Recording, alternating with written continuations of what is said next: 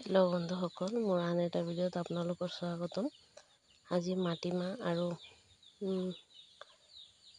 বাহু মাছৰ মাথা দি আমি কেনেকুৱা বনাওঁ সেইটোৱে আপোনালোকৰ লগত শ্বেয়াৰ কৰি আছোঁ।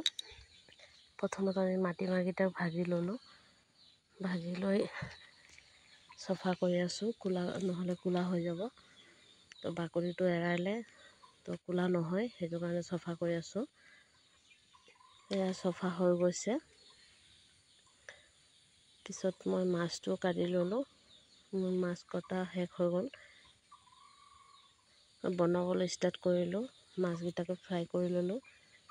পিছত মিক্সি নাই, সেইটো কাৰণে শিলপতাতেই পেষ্ট কৰিব লগা হৈছে। মাটিমাহ চাওকচোন, একেবাৰে মিহি কৰি পেষ্ট কৰি লৈছোঁ। পিছত এইটো মাথাখিনি দি কিনি বনাম। মাথাটো ভাজি লৈছোঁ।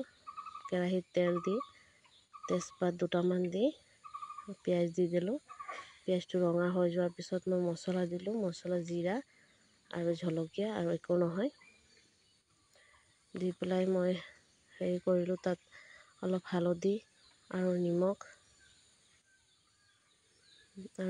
দি দিলোঁ। মোৰ ভিডিঅ'খন লাইক কমেণ্ট কৰি দিব।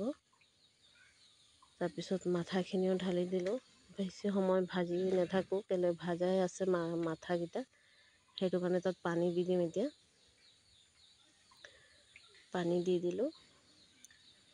মোৰ বনোৱা ষ্টাইলটো কেনেকুৱা লাগিছে কমেণ্ট কৰি জনাব। পিছত পেষ্ট কৰি থোৱা মাটিমাহ অলপ অলপকৈ দি আছোঁ। বেছিকৈ দিলে ডাঠ হৈ যাব, গুটি গুটি হৈ যাব, মিহি নহয়। সেইটো কাৰণে তেনেকুৱা কৰি দিব লাগে। অলপ অলপ দি হিলাই আকৌ দিব লাগে। হৈ গ'ল মোৰ মাটিমাহ দালি। আৰু মাছ বনাইছিলোঁ আলু দি পেলাই, মাটিমাহ দালি বনাইছোঁ। ইমানেই আজি দুপৰীয়া সাজ। বাই বন্ধুসকল, কেনেকুৱা হৈছে জনাব।